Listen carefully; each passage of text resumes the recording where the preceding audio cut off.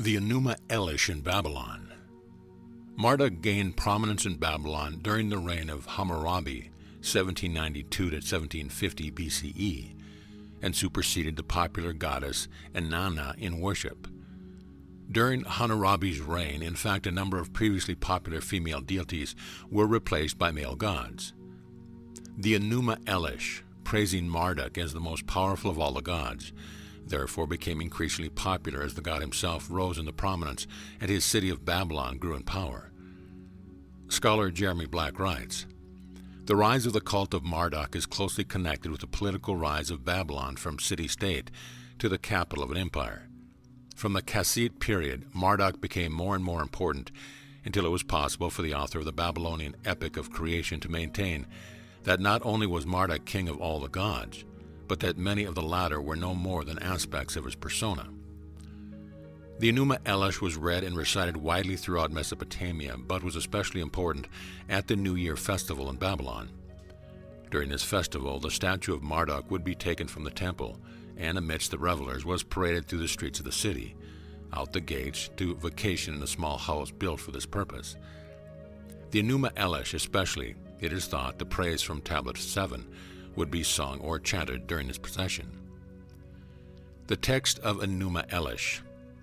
Enuma Elish, the Babylonian epic of creation.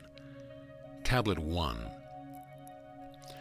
When the heavens above did not exist, and earth beneath had not come into being, there was Apsu, the first in order, their begetter, and Demiurge, Tiamat, who gave birth to them all. They had mingled their waters together, before meadowland had coalesced and reed bed was to be found, when not one of the gods had been formed, or had come into being when no destinies had been decreed. The gods were created within them.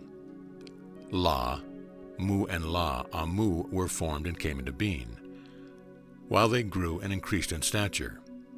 Ansar and Kisar were excelled them, were created. They prolonged their days, they multiplied their years. Anu, their son, could rival his fathers. Anu, the son, equaled Ansar, and Anu begat Nudimud, his own equal. Nudimud was the champion among his fathers, profoundly discerning, wise, of robust strength, very much stronger than his father's begetter Ansar. He had no rival among the gods, his brothers. The divine brothers came together.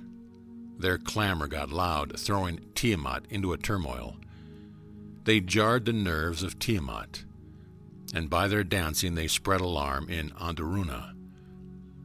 Apsu did not diminish their clamor, and Tiamat was silent when confronted with them. Their conduct was displeasing to her. Yet though their behavior was not good, she wished to spare them. Thereupon Apsu, the begetter of the great gods, called Mumu, his vizier, and addressed him. "Vizier Mumu, who gratifies my pleasure, come, let us go to Tiamat." They went and sat facing Tiamat, as they conferred about their gods, their sons. Apsu opened his mouth and addressed Tiamat. "Their behavior has become displeasing to me, and I cannot rest in the daytime or sleep at night. I will destroy and break up their way of life, that silence may reign and we may sleep." When Tiamat heard this, she raged and cried out to her spouse. She cried in distress, fuming within herself. She grieved over the plotted evil. "How can we destroy what we have given birth to? Though their behavior causes distress, let us tighten discipline graciously." Mumu spoke up with counsel for Apsu, as from a rebellious vizier was the counsel of his Mumu. "Destroy, my father, that lawless way of life, that you may rest in the daytime and sleep by night." Apsu was pleased with him, his face beamed, because he had plotted evil against the gods, his sons. Mumu put his arms around Apsu's neck. He sat on his knees, kissing him. What they plotted in their gathering was reported to their gods, their sons. The gods heard it and were frantic. They were overcome with silence and sat quietly. Who excels in knowledge, the skilled and learned, who knows everything, perceived their tricks. He fashioned it and made it to be all-embracing. He executed it skillfully as supreme, his pure incantation.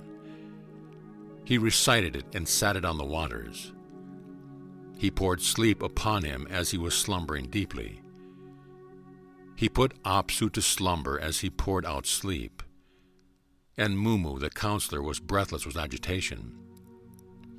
He split Apsu's sinews, ripped off his crown, carried away his aura and put it on himself.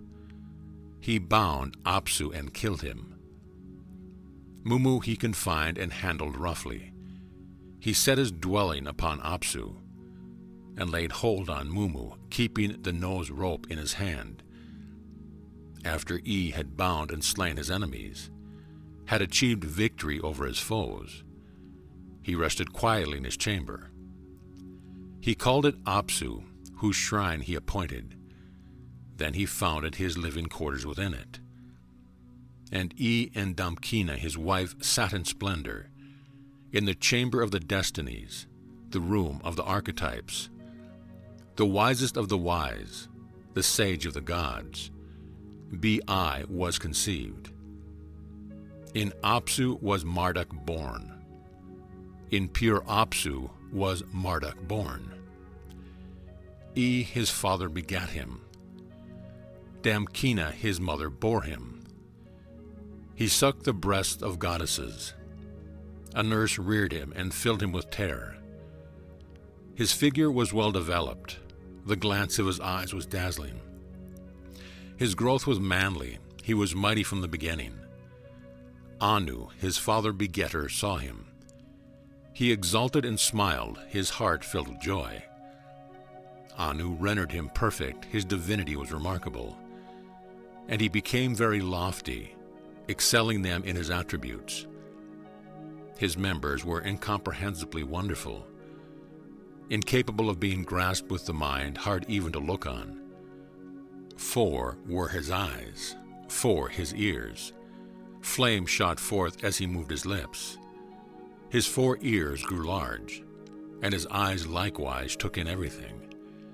His figure was lofty and superior in comparison with the gods. His limbs were surpassing, his nature was superior. Mari Utu, the sun god, the sun god of the gods. He was clothed with the aura of the 10 gods, so exalted was his strength. The 50 dreads were loaded upon him. Anu formed and gave birth to the 4 winds. He delivered them to him, my son, let them whirl. He formed dust and set a hurricane to drive it. He made a wave to bring consternation on Tiamat. Tiamat was confounded, day and night she was frantic. The god took no rest. In their minds they plotted evil, and addressed their mother Tiamat. When Apsu, your spouse, was killed, you did not go at his side, but sat quietly. The 4 dreadful winds have been fashioned to throw you into confusion, and we cannot sleep. You gave no thought to Apsu, your spouse, nor to Mumu, who is a prisoner. Now you sit alone. Henceforth you will be in frantic consternation. And as for us, who cannot rest, you do not love us.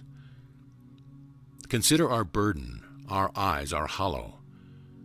Break the immovable yoke that we may sleep. Make battle, avenge them. Reduce to nothingness. Tiamat heard. The speech pleased her. She said, let us make demons, as you have advised. The gods assembled within her. They conceived evil against the gods, their begetters. They took the side of Tiamat, fiercely plotting, unresting by night and day, lusting for battle, raging, storming. They set up a host to bring about conflict. Mother Uber, who forms everything, supplied irresistible weapons and gave birth to giant serpents. They had sharp teeth. They were merciless. With poison instead of blood, she filled their bodies. She clothed the fearful monsters with dread.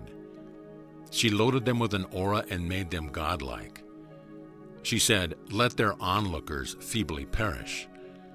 May they constantly leap forward and never retire." She created the Hydra, the dragon and hairy hero, the great demon, the savage dog and the scorpion man, fierce demons, the fish man and the bull man, carriers of merciless weapons, fearless in the face of battle. Her commands were tremendous, not to be resisted. Altogether she made 11 of that kind. Among the gods, her sons, whom she constituted her host, she exalted Quingu and magnified him among them. The leadership of the army, the direction of the host, the bearing of weapons, campaigning, the mobilization of conflict, the chief executive power of battle, supreme command. She entrusted to him and set him on a throne. "I have cast the spell for you and exalted you in the host of the gods. I have delivered to you the rule of all the gods. You are indeed exalted, my spouse. You are renowned. Let your commands prevail over all the Anunnaki." She gave him the tablet of destinies and fastened it to his breast, saying, "Your order may not be changed. Let the utterance of your mouth be firm." After Quingu was elevated and had acquired the power of Anuship, he decreed the destinies for the gods, her sons. "May the utterance of your mouth subdue the fire god. May your poison, by its accumulation, put down aggression." End of Tablet 1.